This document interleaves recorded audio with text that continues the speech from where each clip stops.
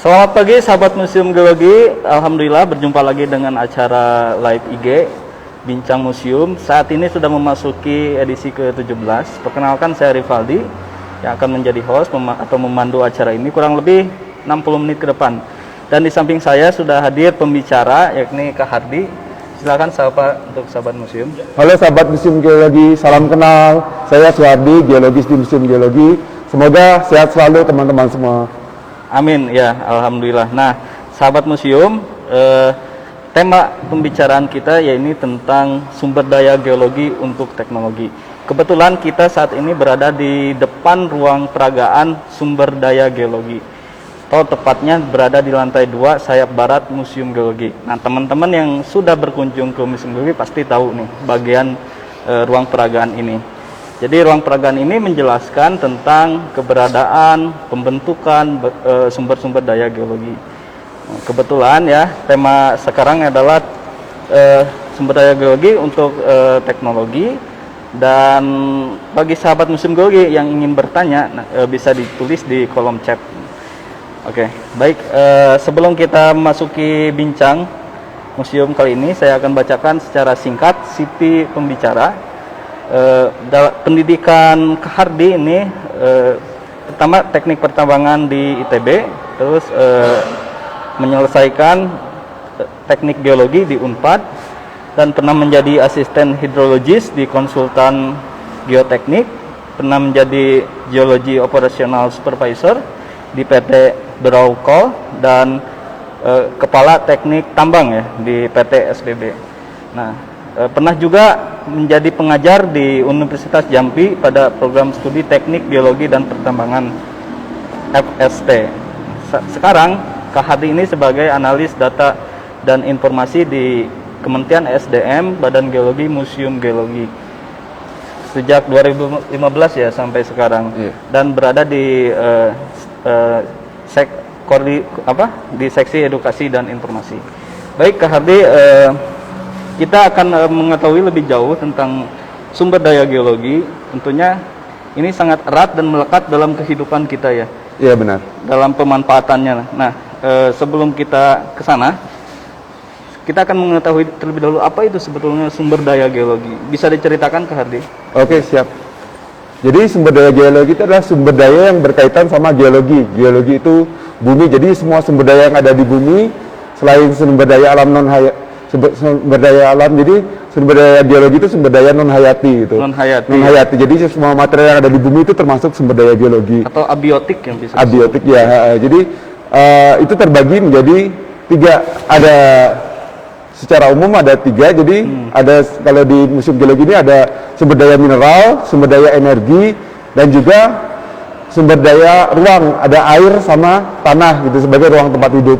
Jadi terus kalau sumber daya mineral, misalnya ada mineral logam, ada non logam. Yang logam misalnya seperti emas, perak, uranium gitu. Jadi semua unsur logam itu termasuk sumber daya geologi. Sedangkan sumber daya energi, contohnya misalkan panas bumi, batu bara, solar, energi matahari dari luar, tapi ada di bumi juga bisa kita manfaatkan gitu. Nah, tadi itu logam termasuk sumber daya mineral ya? Iya benar. Kalau yang non logam itu apa saja Kak? Misalkan sumber daya gemstone gitu, itu kan bisa kita manfaatkan sebagai sumber daya non logam gitu. Jadi bisa untuk perhiasan sebagai lifestyle kita. Begitu. Itu keterdapatannya di dunia, misalkan ada diamond di Kimberley, di Afrika gitu, di Mertapura juga ada di Kalimantan. Termasuk silika belerang itu non logam ya kan? Iya. Termasuk mineral ya? Iya benar. Nah, untuk yang energi nih, kebetulan kan pemanfaatan energi saat ini sangat terus menerus ya. Iya. Nah, bagaimana keterlambatan energi di Indonesia ini, sumber daya energinya gitu?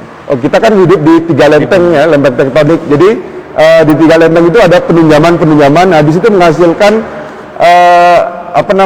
naiknya magma ke permukaan bumi. Jadi mineral-mineral yang ada dalam perut bumi itu bisa keluar melalui celah-celah itu membentuk gunung api. Jadi ada erupsi nanti mengeluarkan mineral-mineral berharga yang bisa kita manfaatkan di Sumatera, Jawa, sampai Nusa Tenggara. Itu kan jalur penunjaman seperti itu.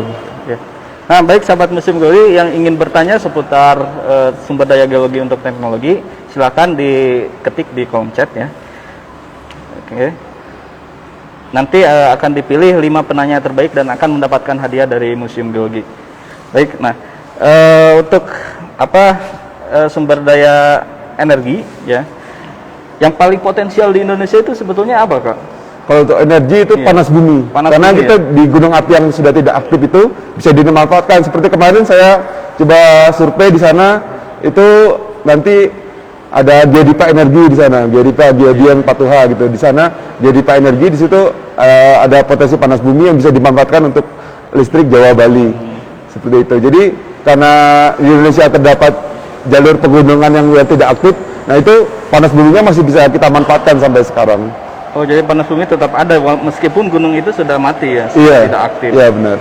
Nah, keterlapatan paling banyak kalau nggak salah di Sumatera ya, kalau untuk panas bumi itu. Iya benar, di Sumatera itu ada jalur pegunungan, karena jalur di Sumatera itu provinsinya pulaunya lebih panjang daripada Pulau Jawa. Jadi sepanjang Pulau Sumatera itu pegunungan Bukit Barisan itu ada potensi panas bumi. Nah, dalam segi pemanfaatannya itu sudah sejauh mana, Kak, untuk panas bumi di Indonesia ini? Kalau secara umum kita udah optimal ya memanfaatkan. Jadi yang cadangan yang udah dieksplorasi sejak zaman Belanda itu udah kita manfaatkan. Nah, nanti untuk lebih detailnya kita saksikan tanggal 25 kita nanti ada collection talk seputar panas bumi. Jadi nanti kan ada di live di YouTube dan Zoom. Nanti daftar ya teman-teman. Ya, jadi nanti nih bocorannya kita insya Allah akan mengadakan collection talk ke-8 ya. Ke-8 tentang panas bumi. Kita akan mengetahui potensi panas bumi yang begitu besar di negara kita ini.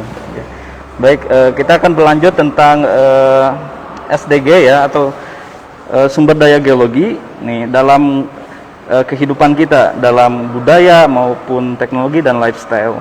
Nah, Kak Hardi, di seberapa eratkah sumber daya geologi dengan kehidupan kita gitu?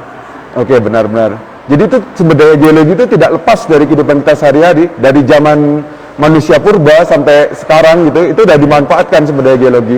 Contohnya sumber daya geologi pada saat manusia masih primitif gitu, mereka butuh kapak batu untuk memotong, untuk buat mata panah dari obsidian gitu. Nah, itu sumber daya geologi juga, jadi udah dimanfaatkan. Itu mereka sebagai gadget-gadgetnya, kalau kita sekarang pegang HP, mereka sebagai kapak batu, kapak perimbas itu sebagai sumber daya geologi. Itu jadi manusia purba. Nah, kalau kita dari sejak lahir aja itu butuh sumber daya geologi. Contohnya aja untuk memotong tali pusar ketika kita lahir, itu kan butuh gunting.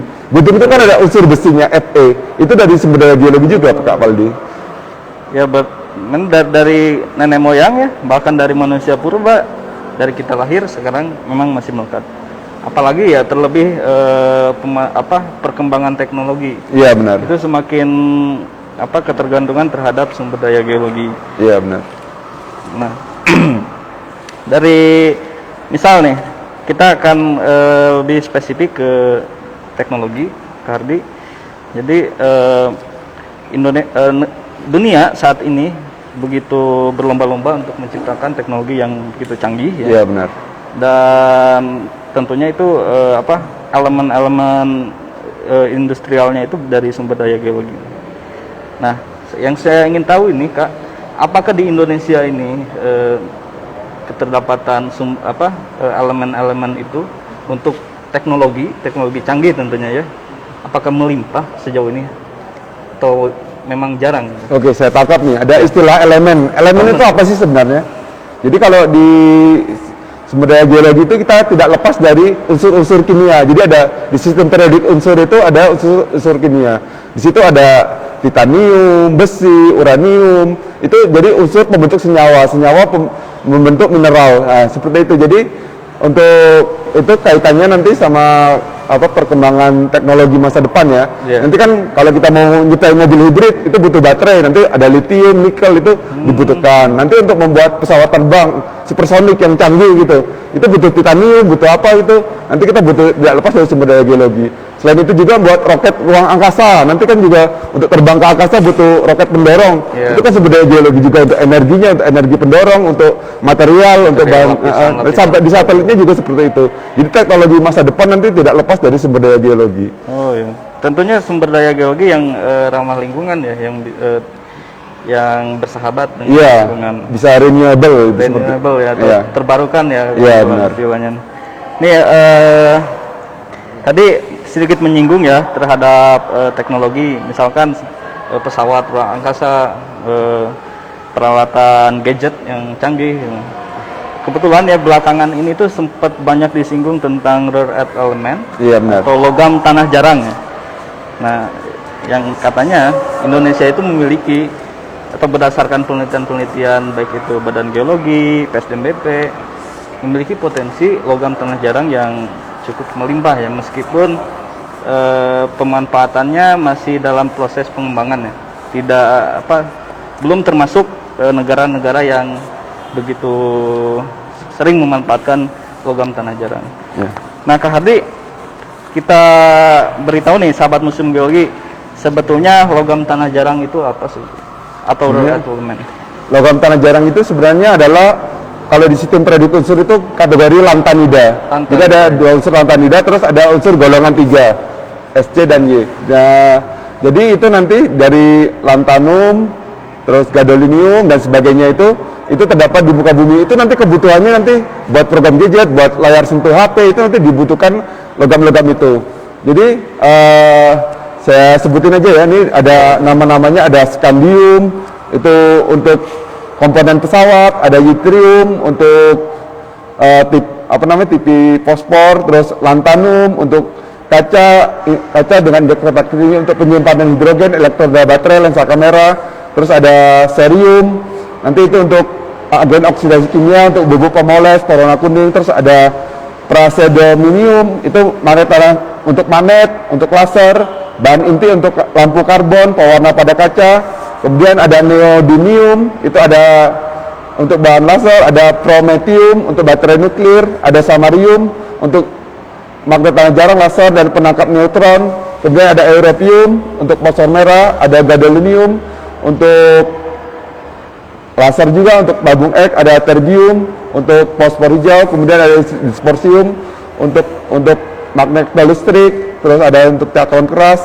kemudian ada holmium untuk gelombang spektrometrik optik, erbium untuk laser, baja palladium teknologi serat optik, thulium untuk jinjing lampu halida logam laser, ytterbium untuk ilmu merah, radiasi kimia, suar pengecer, baja primat, lutetium untuk detektor peningkat PET atau kaca dengan indeks refraktif tinggi lampu LED, seperti itu. Wow, Pak iya. Aldi. Jadi logam tanah jarang itu atau LTJ ya disebutnya merupakan ada berapa 17 unsur ya kalau nggak salah ya. Iya, dalam ada 17 unsur. periodik itu. Dan sebetulnya apakah sejarang itu, selangka itu sesuai namanya atau justru itu ternyata melimpah? Justru itu karena itu baru diteliti baru-baru ini kan ya, jadi belum lama gitu. Jadi pemanfaatan itu di Cina udah berkembang dari tahun 1960-an penelitiannya gitu. Okay. Kalau kita baru-baru ini kita tingkatkan penelitiannya. Jadi awalnya logam tanah jarang itu memang langka karena teknologi ekstraksinya masih belum, teknologi ekstraksinya belum itu sulit gitu. Tapi karena dengan perkembangan teknologi sekarang lebih diekstraksi itu bahkan keterdapatannya lebih tinggi daripada mineral di kerak bumi, daripada mineral emas. Jadi lebih tinggi keterdapatannya di muka bumi, seperti itu Kak Waldi. Berarti itunya diekstraksi ya yang jadi. Iya, mulai menjadi kendala itu teknologi metalurgi, teknologi material itu sedang dikembangkan, dikejar-kejarnya sekarang untuk smelter seperti itu. Smelter, dan itu mungkin dalam suatu tanah atau soil itu terdapat bawaan banyak juga ya, tidak hanya logam tanah jarang. Iya, benar-benar. Bahkan mungkin uranium dan kandungan unsur lainnya ya. Iya, sebagai contoh misalkan di tanah laterit gitu ya. Nah, itu kan itu ada keterdapat nikel, terus di dalamnya juga bisa mengandung unsur logam tanah jarang juga. Di situ ada campuran itu. Jadi kalau itu nanti kita ambil sampel satu tanah gitu, terus nanti kita teliti, kita SEM gitu, nah itu nanti terdapat unsur-unsur berapa ppm itu ada kandungan unsur-unsurnya, bisa kita teliti lagi. Seperti di tiling tambang timah di Bangka, sisa tambangnya itu ternyata mengandung rare elemen juga. Seperti itu Kak Baldi. Ini terakhir untuk rare earth elemen, sebelum kita akan menjawab pertanyaan dari sahabat museum semua. Nah, di Indonesia sendiri ya, wilayah-wilayah yang potensial mengandung rare earth elemen atau logam tanah jarang yang banyak atau melimpah itu di daerah mana saja Kak Ardi? kalau itu tersebar di Pulau Jawa ada, di Pulau Kalimantan ada, ya? ada, Sulawesi ada. Jadi kalau pendapatannya kalau itu contohnya di Bangka, terus di Kalimantan Tengah itu sebagai mineral bawaan itu, dari mengandung elemen juga gitu. Oke, ya. Nah, untuk saya akan menjawab dulu terlebih dahulu pertanyaan dari sahabat Musim Geli. Ada anak Hasanah 99. Di Indonesia selain kawasan Kars, ada kawasan apa saja? Oke, baik ya. Jadi kawasan Kars contohnya di Gunung Sewu gitu ya. Iya. Gunung Sewu. Jadi itu udah termasuk geopark. Jadi istilah kawasan itu sebenarnya untuk perlindungan cagar geologi, cagar alam geologi gitu ya. CAG ya. CAG gitu. Kalau sekarang UNESCO itu bergerak bentuk UGG, jadi UNESCO Global Geopark gitu. Jadi Gunung Sewu yang ada karsnya gitu kan, selain kawasan itu selain kawasan kars ada juga kawasan gunung api. Contohnya misalkan di Bali ada Gunung Batur. Di Gunung Batur itu kawasan untuk melindungi sisa-sisa letusan gunung api pada saat itu. Jadi periode letusan itu ada keterangannya tahun berapa di Geopark Batur itu. Iya. Ada museumnya juga di sana, Kak Paldi. Nah, berarti ada kawasan lain juga selain Kars, ada gunung api ya. Gunung api, ada kawasan Melang. Melang juga. Melang seperti di Karangsambung ya. Dan juga ada apa lagi? Terus ada apa? Ada kawasan khusus ini gak kandungan LTJ gitu? Oh, kalau itu belum ada ini ya, belum ada ketentuan kawasannya. Paling itu nanti dalam kawasan eksplorasi itu. IUP eksplorasi atau IUP operasi produksi itu beda lagi gitu. Oke, sahabat museum, nih ada pertanyaan dari Niko _A_. Sumber daya geologi itu ada apa saja, Kak, yang ada di Museum Geologi? Di Museum Geologi. Oh, Nah, kalau diperagakan di sini lah. Oke, baik. Kalau secara umum ada 3 yang ada di Museum Geologi. Yang pertama sumber daya mineral, itu ada mineral logam sama non logam. Kemudian sumber daya energi itu kita punya koleksi panas bumi, ada koleksi batu bara, ada minyak bumi. Kemudian sumber daya air kita peragakan di sini juga ada. Air itu kan juga merupakan sumber daya kebutuhan kita sehari-hari. Jadi mayoritas tubuh kita itu disusun oleh air. Jadi unsur pendukung kehidupan itu air gitu. Termasuk tanah juga itu kan residual saya itu tempat media untuk tumbuh tanaman, untuk makanan kita, makanan hewan, terus hewan kita makan juga itu sebagai media tumbuh seperti itu. Iya, betul. Oke, Kak Hardi, untuk kita kembali ke ini, untuk apa, rare earth element atau logam tanah jarang. Nah, satker apa saja sih yang fokus dalam meneliti atau mengkaji rare earth element itu di Indonesia ya? Kalau ini kan saya di Kementerian SDM, Museum Geologi. Yang saya tahu di tempat saya ada pusat survei geologi. Itu ada Pak Ronaldo Irzon, itu ahli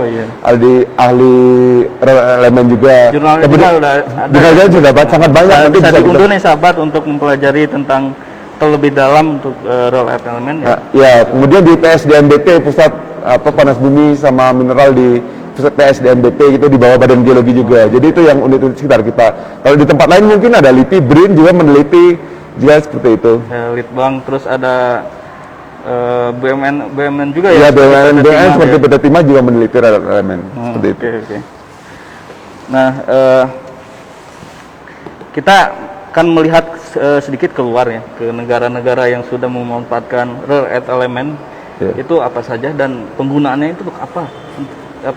Kebanyakan dari rare earth element itu.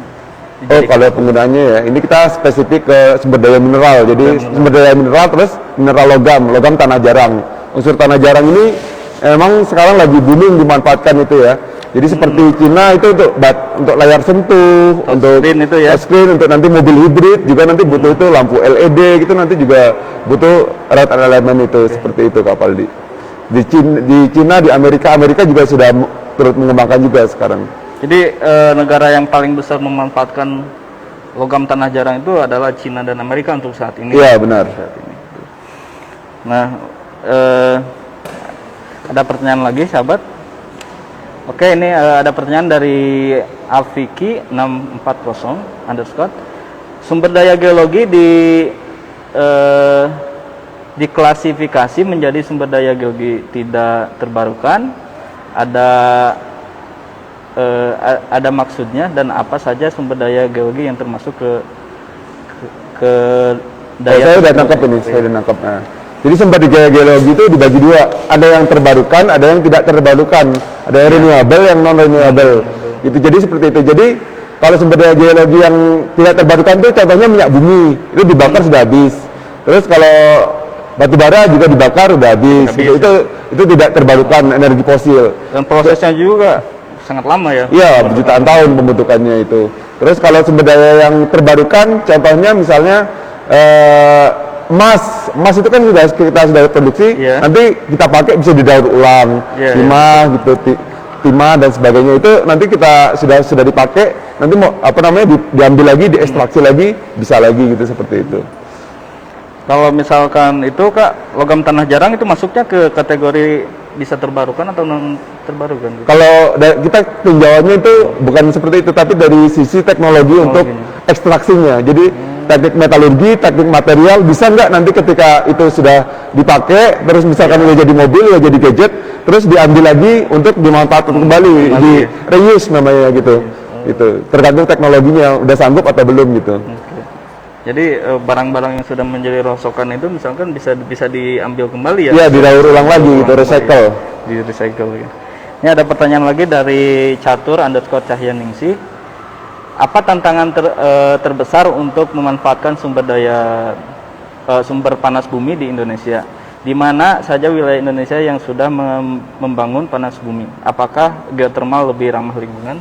Iya, nah, ini menarik. itu setuju itu. Geothermal memang ramah lingkungan, karena itu panas bumi itu selalu ada gitu, selama bumi masih ini belum ada kiamat masih ada. Terus nanti panas bumi itu selalu ada, sementara air yang untuk pembangkit listrik itu selalu dicas karena ada air hujan masuk, tertangkap, nanti terdorong lagi keluar itu untuk jadi panas bumi ini gambarnya seperti ini. Jadi seperti kita memanasin ceret di dalam air, itu terjadi arus konveksi di dalamnya mutar, jadi uap panas. Nah, uap panas inilah yang kita manfaatkan untuk memutar turbin. Jadi turbin itu menghasilkan generator menghasilkan listrik yang bisa kita manfaatkan. Nah, tempat yang untuk manfaatkan contoh Geodipa, Dieng Patuha. Di Dieng itu ada, saya sudah pernah ke sana. Di Patuha juga ada.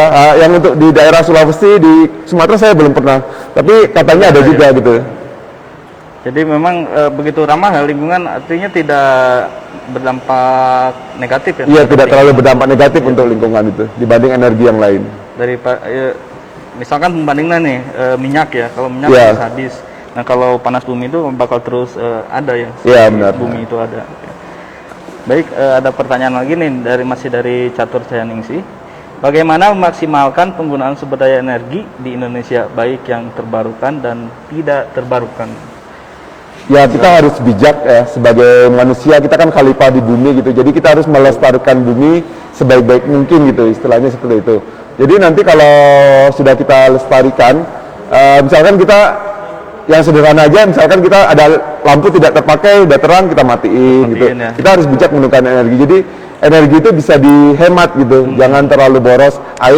Sumber daya air, jadi ketika air mengalir di keran, habis mandi kita matiin. Jadi kita lebih bijak lah menggunakan air. Karena di luar negeri sana, di Afrika sana kekurangan air bersih, sementara di Indonesia sangat kaya gitu, harus kita manfaatkan sebijak mungkin gitu, jangan sampai kita terlalu boros menggunakan segala sesuatunya, seperti itu Kak Waldi.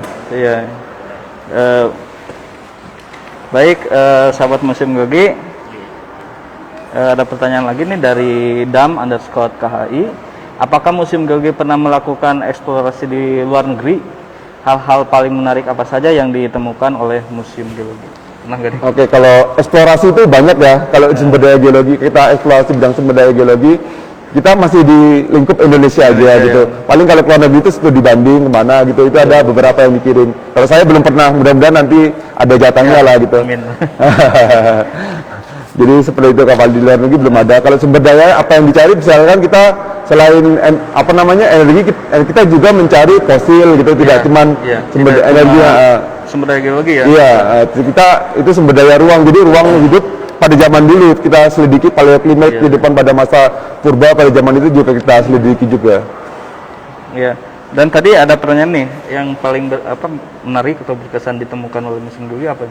Itu kita menemukan fosil gajah blora itu, kita punya 85% itu ada di ruang bawah. Nanti kalau sahabat Museum Geologi datang ke Museum Geologi bisa dilihat itu ada. Terus kalau dari sisi mineral non logam, kita punya koleksi ametis, itu beratnya 800 kilo Kak Paldi.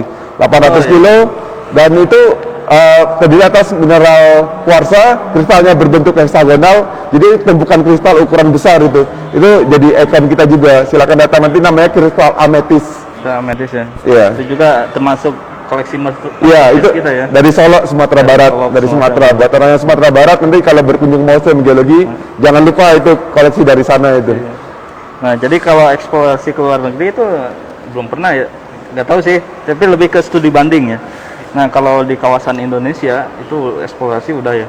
Dari Sabang sampai Merauke. Sabang Merauke itu kita kan Museum Geologi kan secara sejarah itu kan kita udah dari zaman Belanda. Tahun 1928 dibangun, 1929 diresmikan. Kan itu eksplorasinya udah dari zaman Belanda, zaman pahlawan, Eri Pendidik Lasut, Pak Sunu, itu kan zaman kemerdekaan udah mengeksplorasi seluruh Indonesia juga. Panjang pokoknya perjalanannya, bahkan ya dari sebelum ada Museum Geologi pun penyelidikan kebumian itu sudah dilakukan. Iya, benar-benar. Pada tahun 1850, sekarang udah 2021. Jadi udah kurang lebih 200 tahun lebih. Nah, ada pertanyaan lagi dari Habiah Desi 45. Pak Suhardi, prospek profesi bidang geologi ini menurut Bapak bagaimana? Ya Pak, apa saja tantangan dan hambatan dari para profesi bidang geologi ini ke depannya? Oke, saya tangkap ya. Profesi geologi itu kan asalnya kita nggak belajar di SMA, SMP nggak belajar ketika kuliah.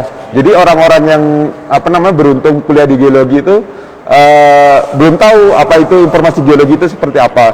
Tapi sekarang di Indonesia itu udah banyak. Kalau dulu hanya ITB, Unpad, paling itu aja yang awal-awal ada itu kan. Tapi sekarang termasuk UGM juga awal-awal itu udah ada. Nah, sekarang udah banyak di Undip, di Universitas Jambi, swasta juga udah membuka jurusan geologi. Jadi itu artinya pasti itu udah terbaca bahwa nanti peluang kerja geologi itu tidak hanya di dunia eksplorasi mineral dan sebagainya, tapi juga ada geomiliter, ada tentang geoteknik, ada geolingkungan. Jadi di lingkungan juga bisa, di tempat lain juga bisa. Jadi tidak hanya melulu tentang mineral atau fosil aja gitu. Jadi lebih luas cakupannya geologi. Termasuk yang nanti adalah geologi ruang angkasa seperti apa. Wow. Jadi tapi sayangnya itu kita harus ke Museum Geologi itu selalu adalah acara sosialisasi bidang ilmu geologi. Yeah. Kita mencoba memperkenalkan apa itu geologi ya, atau ilmu kebumian kepada siswa-siswa ya, targetnya salah satunya. Dan juga sahabat tentunya kalau ingin mengetahui tentang seputar geologi bisa berkunjung di Museum Geologi. Nanti di sini banyak ruang-ruang peragaan yang menjelaskan yakni tentang sejarah kehidupan, ada juga geologi Indonesia, sumber daya geologi, dan juga manfaat dan bencana geologi. Baik. Nih ada pertanyaan lagi dari Aren, kayaknya banyak ya Aren. Salah satu energi terbarukan energi panas bumi. Adakah keunggulan dan kelemahan dari energi panas bumi tersebut? Oke, kalau keunggulan itu kan istilahnya energi panas bumi itu gratis kan ya, kita dapat dari alam gitu. Cuman tinggal gimana kita eksplorasi untuk menginstalasi gitu ya. Paling ya kalau keunggulannya seperti itu, dibanding energi batu bara kan kita harus beli, harus ini kan harus nambang, beli gitu lebih mahal gitu, terus harus dibakar pun habis, minyak bumi juga seperti itu. Jadi energi panas bumi lebih unggul lah dibanding yang lain. Terus keterdapatannya di Indonesia juga melimpah gitu. Panjang jalur Bukit Barisan Sumatera sampai Pulau Jawa, sampai di Nusa Tenggara juga itu banyak di mana ada gunung api yang udah tidak aktif lagi itu ada potensi panas bumi di situ. Itu keunggulannya seperti itu Kak Waldi. Yang cuman di daerah Kalimantan nggak ada ya? Di Kalimantan itu tidak ditemukan karena memang di situ kalau di zona tidak ada lempeng pertemuan lempeng di situ, tidak di situ gitu. Secara geologi tidak terdapat. Tetap saja ya, tiap pulau itu memiliki kandungan sumber daya geologi yang berbeda-beda. Iya, punya karakteristik tersendiri dan keunggulan masing-masing. Iya. Kalau di Kalimantan itu dikenal dengan batu bara dan juga batu bara, minyak bumi. Nah, itu sangat banyak di sana. Saya dulu juga pernah kerja di sana di Brokol di Kalimantan Timur. Ini itu, di batu bara ya? Di batu bara. Bahkan saya dulu pernah menciptakan gadget aplikasi untuk eksplorasi panas bumi itu. Ada bisa diinstal di Android, namanya program Binten. Itu kita menemukan batu bara di satu titik, dibor, nanti titik kedepannya di mana, itu kita cari pakai program hitam, bisa ketemu di mana titik kedalaman selanjutnya. Seperti itu Kak Paldi. Praktis ya. Oke, baik. Ini ada pertanyaan lagi dari Esa_Albatani. Nah, Kak Hardi, apa yang membuat energi panas bumi jarang dimanfaatkan, padahal potensinya banyak di Indonesia? Kita sebenarnya ini ya, itu masalah teknologi dan kemauan. Teknologinya seperti apa itu kita udah kuasai, udah dikembangkan dari zaman Belanda dulu. Panas bumi eksplorasinya seperti apa, pengeborannya seperti apa, drillingnya itu kan kita harus drilling dalam kedalaman berapa ribu meter. Pengeboran itu untuk mengeluarkan stem of air yang ada dalam panas bumi, eksplorasinya. Jadi teknologinya sangat mahal gitu, seperti itu. Jadi kemampuan kita untuk itu makanya jadi bertahap, nggak semuanya itu. Terus pemanfaatan listriknya juga kita, kalau mau dibor semua, apakah udah mencukupi untuk seluruh Indonesia atau belum, seperti itu. Nah, itu bisa gak mensuplai ke daerah-daerah yang artinya keterlambatan panas buminya itu sedikit atau tidak ada gitu, bisa gak? Nah, itu kan kalau itu jaringan listrik jaringan listrik ya. Seperti itu kita di SDM itu, kita untuk memanfaatkan energi panas bumi itu, kalau untuk daerah terpencil itu kan harus masang kabel yang jauh, agak susah. Nah, itu ada strategi Kementerian SDM, kita bikin LTHSE, lampu terang hemat energi. Nah, itu jadi lampu terang hemat energi itu dari tenaga surya, nanti energi surya dipantulkan, nanti bisa untuk ngecas lampu. Jadi lampunya baterai gitu, baterai untuk menghidupkan lampu seperti itu. Jadi tenaga surya. Jadi jadi kita harus inilah mix gitu, nggak cuma satu memanfaatkan satu energi. Jadi satu energi yang lain di mana, jadi kearifan lokal masing-masing daerah itu bisa kita kembangkan. Dan panel surya juga ya. Iya. Daerah-daerah yang itu. Baik, nih ada pertanyaan lagi dari Yehezkiel Khalid. Mohon izin bertanya, bagaimana proses ekstraksi logam tanah jarang? Apakah kedepannya akan dilakukan secara terus-menerus atau dikembangkan lagi proses ekstraksinya?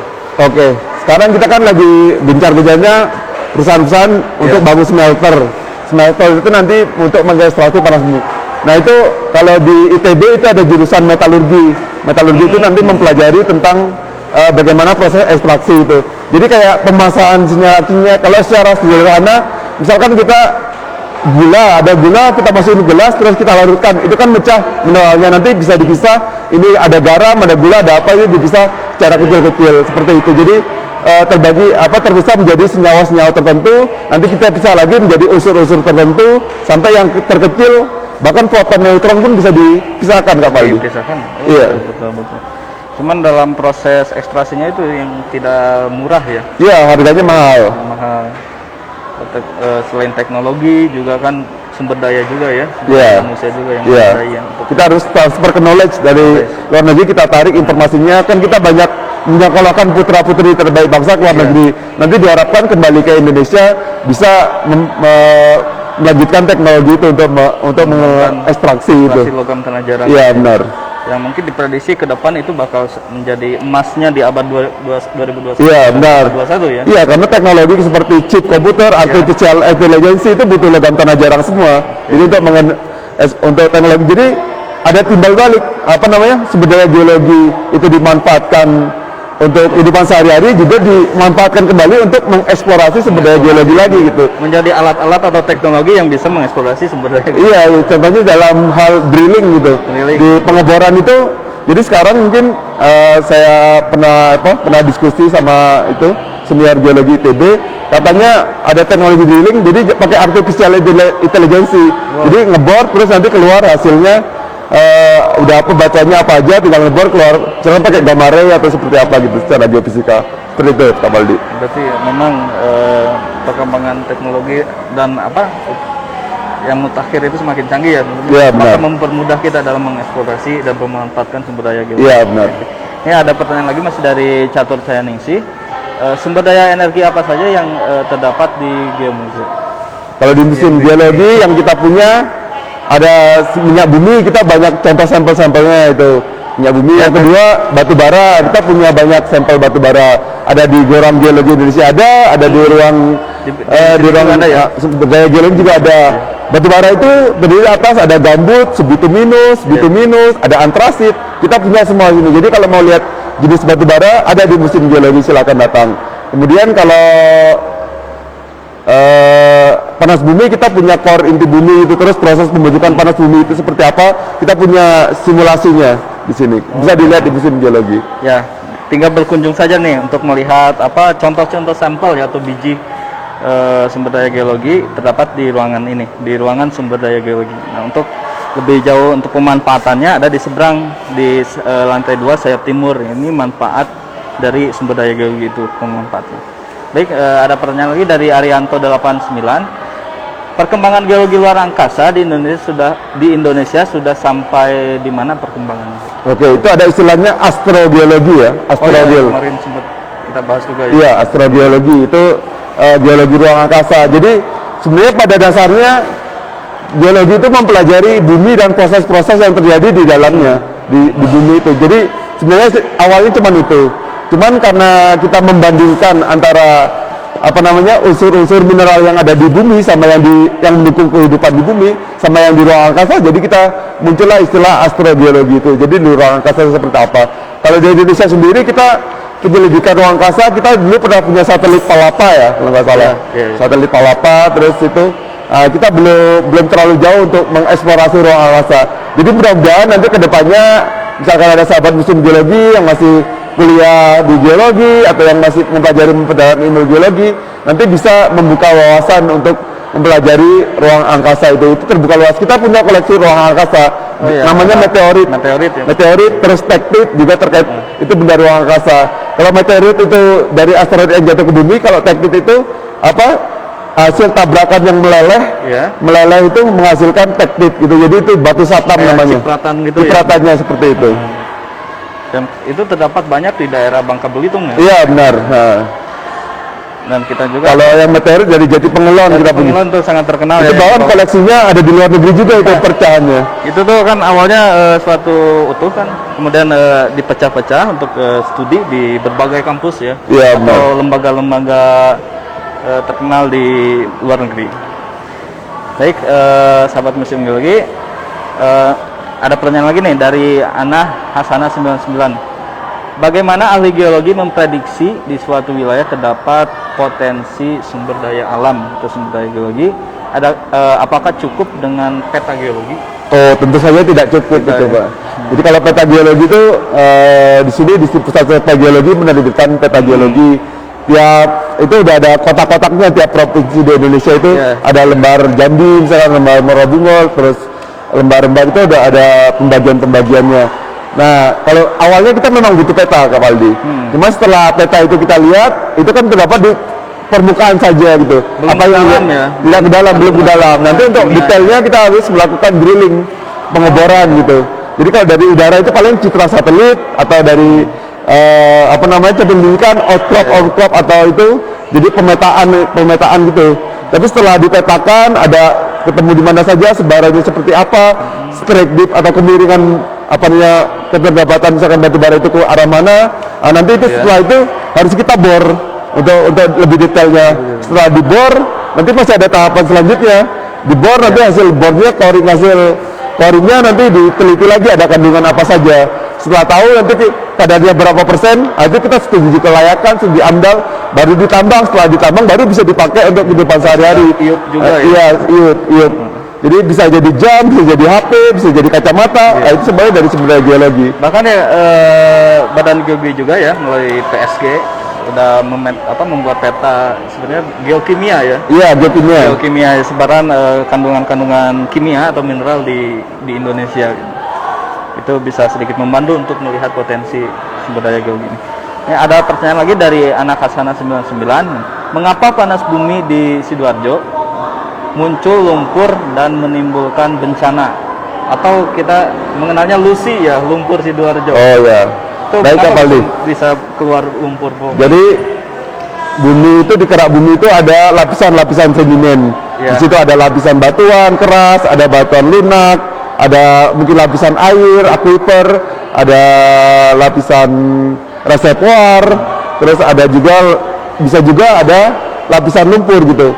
Jadi ketika dibor, kalau misalkan itu terus menembus, Itu di dalam bumi itu kan panas, ada tekanan juga. Iya. Ketika dibor ada lobangan seperti kita ada bisul gitu, jadi pecah diorong terus karena dibolongin di atasnya, jadi kayak apa terdorong keluar gitu seperti itu. Oh, kayak jerawat ya. Jerawat ya. Jadi itu kan dari dalam keluar gitu. Seperti itu. Jadi memang lumpur Sidoarjo itu ya mungkin salah satu bencana ya, dampak yang begitu merugikan masyarakat. Tetapi belakangan nih sempat ada bahwa di sana itu lumpur itu mengandung banyak mineral ya, salah satunya logam tanah jarang ya. Sangat potensial ya di daerah Jawa gitu ya. Apakah benar itu, Kak Hardi? Itu saya belum pernah melakukan penelitian, tapi yang saya baca-baca memang di sana ada kemungkinan gitu terdapat logam tanah jarang. Itu kita harus ambil sampel, kita teliti di SEM, ada kandungan apa aja, di situ ada mineral apa aja. Kalau yang jelas itu pasti ada kandungan silika biasanya. Silika SiO2. SiO2 itu bisa untuk semikonduktor, untuk ini bisa untuk ini silikon gitu kan, nanti buat chip komputer juga bisa itu. Nah, mungkin ada berbagai hal yang mungkin masyarakat kurang berkenan dalam pemanfaatan panas bumi itu, terkait seperti fenomena di Sidoarjo gitu. Apakah itu faktor apa gitu yang bisa mengakibatkan terjadi bencana seperti itu? Ya itu. Jadi sebelum dibor itu kan kita udah eksplorasi terlebih dahulu. Jadi bisa di metode geofisika yang lain seperti geolistrik seperti apa. Jadi udah tergambar seperti apa lapisan-lapisan bumi itu bisa diprediksi dengan studi geofisika dulu sebelum dibor gitu. Jadi semacam misalkan dari georadar atau geofisika yang lain gitu, metode geolistrik itu kita udah bisa memprediksi ke dalam bumi. Jadi itu misalkan itu bisa prediksi seorang gimana cara memvisualisasikan hasil eksplorasi gitu, gimana jadi mendapat ahli gitu, ada tim ahli yang merumuskan ini layak dibor atau enggak gitu. Itu harus bijaksana gitu. Kalau kira-kira enggak layak dibor ya jangan dilakukan, tapi kalau layak untuk dibor nanti lebih menguntungkan kebermanfaatannya untuk umat manusia ya kita manfaatkan seperti itu. Jadi itu melalui proses penelitian yang sangat ketat ya. Iya, benar-benar. Sebelum kita melakukan pengeboran dalam satu wilayah itu. Iya. Nah, baik, ini ada pertanyaan lagi dari ada pertanyaan lagi dari Demianus Sawipa 1 nih. Apa kendala utama eksplorasi energi terbarukan di Indonesia? Soalnya energi fosil itu bila diutamakan dampak lingkungannya sangat besar. Yang kendala utama itu transfer teknologi. Transfer teknologi. Ya? Kita masih transfer knowledge gitu. Jadi kita masih ilmu itu masih dari luar gitu. Jadi kita yang seperti saya ceritakan tadi masih putra-putra seperti terbaik bangsa itu ada beasiswa luar negeri lagi mengerjakan studi. Nanti mudah-mudahan ketika pulang ke Indonesia bisa mengembangkan gitu.